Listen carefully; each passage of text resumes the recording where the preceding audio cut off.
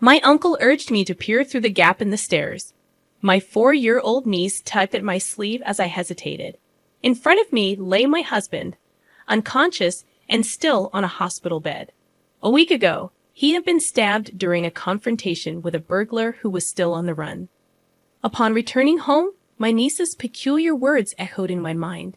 I decided to check the stairs, and there, in a tiny crevice, I found something bloodied. A shiver ran down my spine in surprise. Could it be someone unexpectedly familiar, possibly the culprit? Fear gripped me. I work in administration at a real estate agency. Last year, I tied the knot with Michael, one of our salesmen, after an office romance. Both of us are 25 years old, and our shared motto was, "We want kids soon." The reason behind this was my sister, and her child Emma, who is incredibly adorable. Whenever I see my 4-year-old niece giggling or pouting, I imagine ourselves as parents. Little Emma possesses a mysterious ability. Aunt Sophia, your ring is on the bookshelf. Whenever I misplaced something, my niece would pinpoint its location, not just once but repeatedly. Even my sister said, when in trouble, ask Emma. Somehow, good things happen. Children are said to see ghosts, but I wonder if there's something more to it. Perhaps our future child will also have special abilities. We dreamt of a family with children. However, our newlywed life didn't go smoothly. Shortly after getting married, we started receiving disturbing letters at home addressed to Michael. The words written on them were chilling. Break up and disappear. Despite Michael dismissing it as a malicious prank and filing a police report, the identity of the letter sender remained unknown. Our days were filled with anxiety. One day, James, Michael's colleague, visited the General Affairs Department where I worked. It was unusual for someone from the sales department to visit me. When I approached James, he handed me a piece of paper with the same threatening words, "Disappear" and "Esser" scribbled on it. I gasped, and James looked serious. As a rising star in the sales department, Michael had made enemies, and it was troubling. James crumpled the paper in his hand and said, "I've known Michael since we joined the company. If anything happens, feel free to consult with me." He smiled kindly, offering support in the face of the mysterious threats we were facing. I never anticipated finding Michael in such a dire situation, but having an ally is reassuring. My sister also visited our home, concerned about us despite the unsettling letters. With support from those around us, we stood strong, determined not to let the harassment defeat us. I resolved to stand by Michael. Little did we know what was about to happen. My sister called me in a panic, urging me to come back immediately. It was a Saturday, and Michael, who was supposed to be home after working overtime, was unconscious.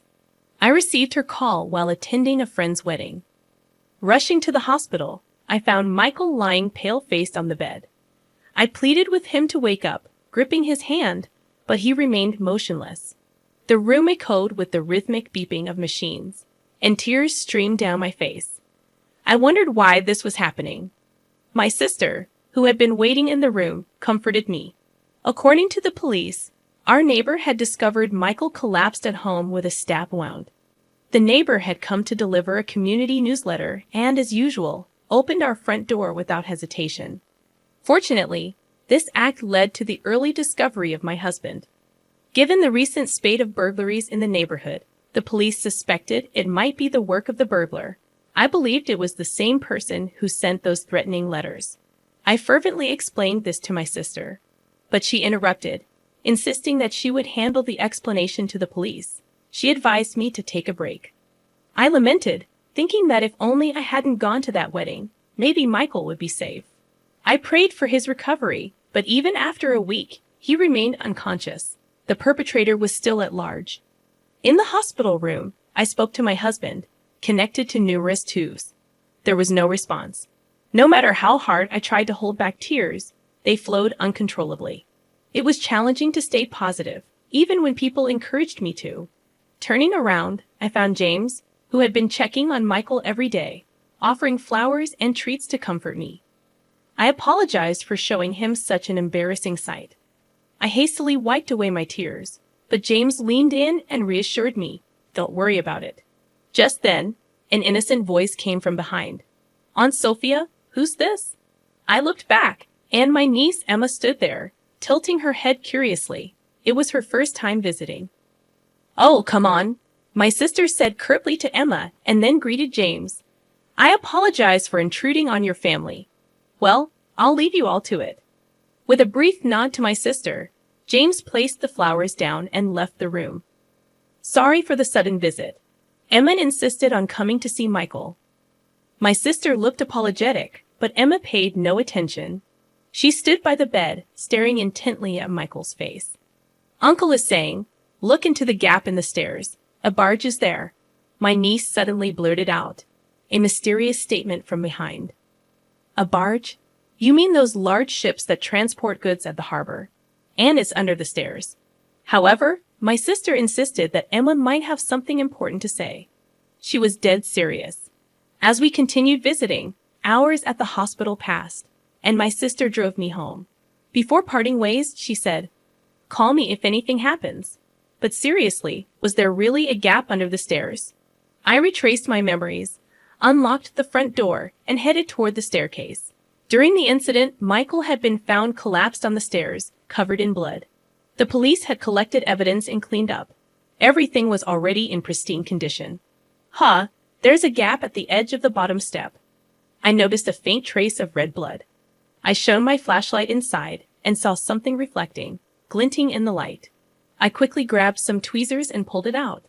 It turned out to be something unexpected. Isn't this a company badge?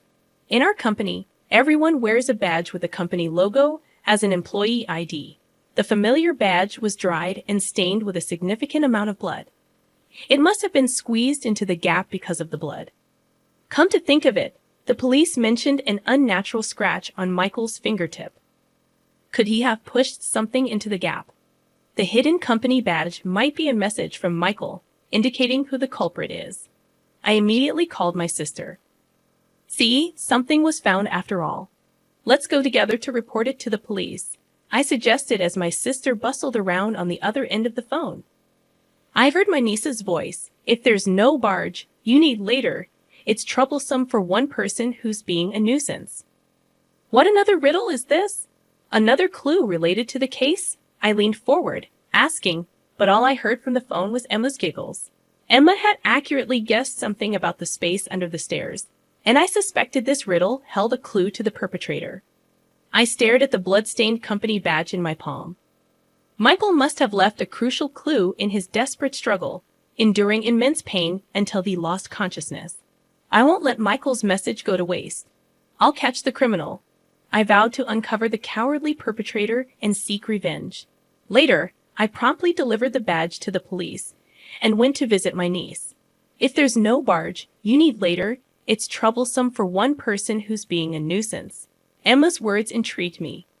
I asked her for more details. Hey Emma, what does it mean when you say I need a barge later? Is it too late? Emma shook her head. No, not like that. I'm still puzzled. When you say it's troublesome for one person who's being a nuisance, are you talking about the number of people?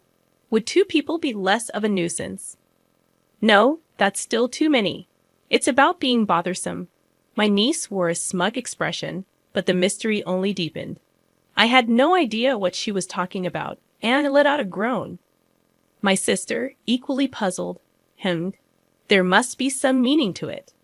Despite her uncertainty, I decided to leave her house and head to a cafe to clear my thoughts. As I sipped my coffee and pondered, a man in a suit sitting at the adjacent table stood up, leaving his smartphone behind. Excuse me, you've forgotten your phone, I called out. He hurried back, relieved, and replied, thank you. It's my work phone, and losing it would mean writing an incident report. At that moment, something clicked in my mind. Finally, the answer to the riddle became clear. I dashed back to my workplace. What followed was a whirlwind of events that revealed the truth. 5 days later, I found myself in a hospital room with my unconscious husband. It's been a while. Why did you take 5 days off work? He asked, stirring from his slumber. I didn't see you at the hospital either. I was worried, James said during his visit, ignoring the bouquet he offered. I looked him straight in the eyes and quietly asked, "Despite being so close to my husband, why did you stab him?" James's face turned pale at my sudden accusation. "What are you talking about? Isn't the culprit a burglar?" He smiled kindly as always, trying to play it off. I took the blood-stained company badge I found under the stairs out of my pocket and showed it to him. "Is that our company's badge?" The leer my niece mentioned wasn't a ship at the harbor. It referred to the company badge. "We've been receiving harassing letters at home, and my husband hid the company badge to reveal the culprit." "The culprit isn't a burglar. It's someone close within the company," I said, looking at James with conviction. "You're not seriously suspecting me, are you? After all I've done to care for you." He reached for my hand with a strained smile. I pushed away his hand and showed him a copy of his disciplinary report that I found in HR. Emma's statement about needing a barge later meant needing the letter of apology to the company because he lost his badge. 2 days after my husband was stabbed, he wrote the incident report. Could that be Michael's company badge? His badge was properly at home. I swiftly dismissed his feeble excuse.